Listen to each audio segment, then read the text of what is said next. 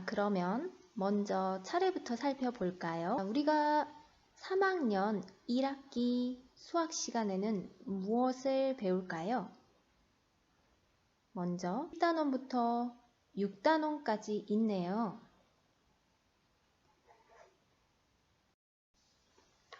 자, 그러면 8쪽 1단원 덧셈과 뺄셈 무엇을 배울까요? 우리가 1학년과 2학년 때 덧셈과 뺄셈에 대해서 계속 배우고 왔었죠? 3학년 1학기 덧셈과 뺄셈 무엇을 배울까요? 우리가 일상생활 속에서 세 자릿수의 덧셈과 뺄셈을 필요로 하는 상황이 아주 많아요. 학교에서 학년에 남학생과 여학생 수의 합 또는 교통수단, 기차나 비행기 등에서 승객 수의 합을 구할 때 또는 연필이나 지우개 같이 학용품을 여러분이 돈을 주고 구입할 때 가격의 합, 그리고 거스름돈을 받기 위해서 뺄셈을 배웁니다. 수학학습의 가장 기본이 되는 중요한 단원이죠. 그래서 이 단원을 여러분이 앞으로 열심히 배워야 합니다.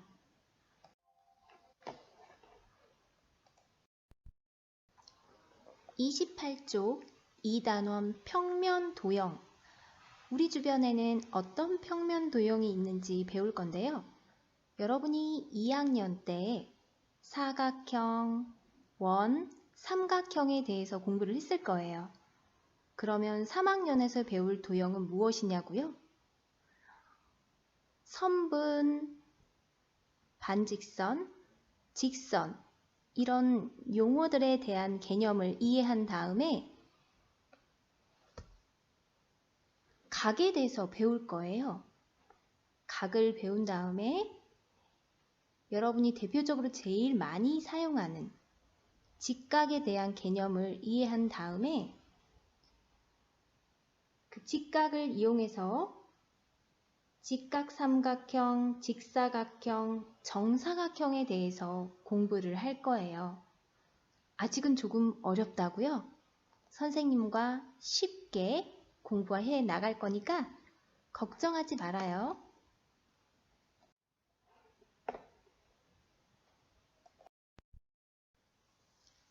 50쪽 3단원 나눗셈. 나눗셈은 3학년에 들어서 처음 배우는데요. 처음 배워서 여러분이 두려움도 많을 것 같아요. 그런데 여러분은 그동안 덧셈과 뺄셈에 대해서 공부했어요.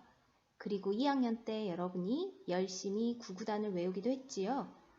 이게 모두 다 나눗셈을 공부하기 위해서 여러분이 그동안 열심히 배운 거랍니다.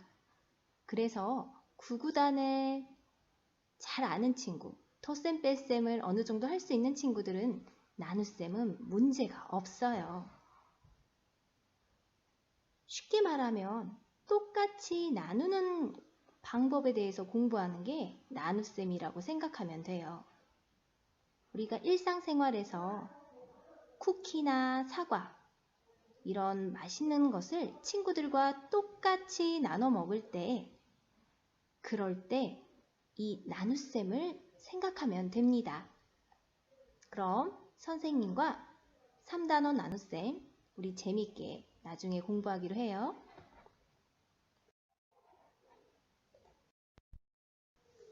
(4단원은) 곱셈에 대해서 배우나요? 우리 2학년 때 곱셈 구구에 대해서 배웠었죠? 곱셈은 우리 일상생활에 너무나 많이 사용된답니다. 여러분 68쪽, 69쪽 그림을 보면 마트에 물건들이 많이 있죠? 우리가 어떤 물건을 구입할 때 혹은 물건의 개수를 정확하게 셀 때 곱셈이 많이 사용되는데요. 4단원 두 자릿수 곱하기 한 자릿수에 대해서 우리가 공부를 할 거예요. 혹시 어렵지 않을까 걱정된다고요? 곱셈 구구, 구구단 열심히 외웠던 친구들은 이 두 자릿수 곱하기 한 자릿수도 문제 없답니다.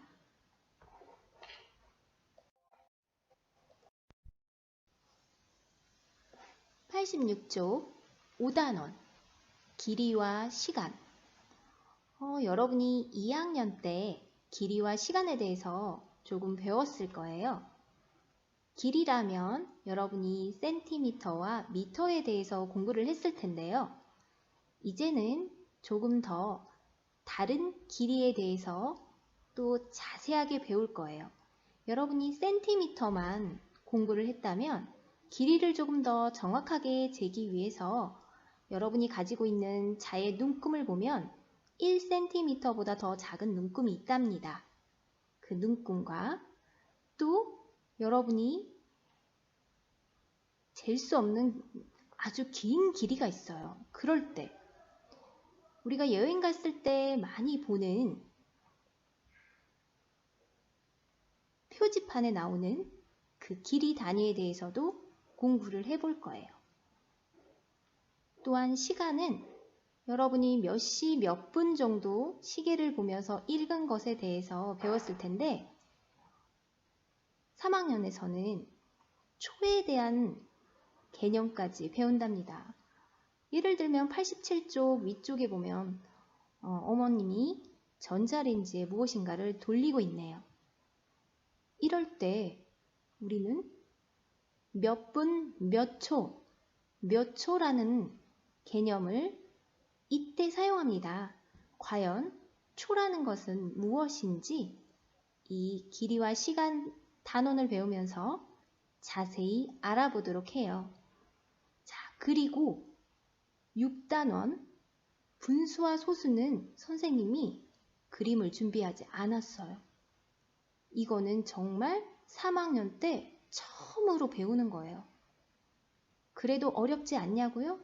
네, 어렵지 않아요. 수학은 여러분이 쉽게 생각하면 정말 쉽게 문제를 풀 수 있답니다. 자, 그렇다면 여러분 수학 익힘책 꺼내볼까요?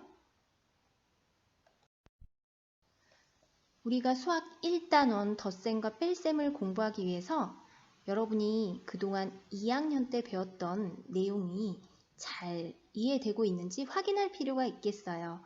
수학 익힘 5쪽을 지금부터 1번부터 5번까지 문제를 다 풀어보도록 하겠습니다. 그러면 다음 수학 시간에 만날 때까지 수학 익힘책 다 풀어놓기. 안녕.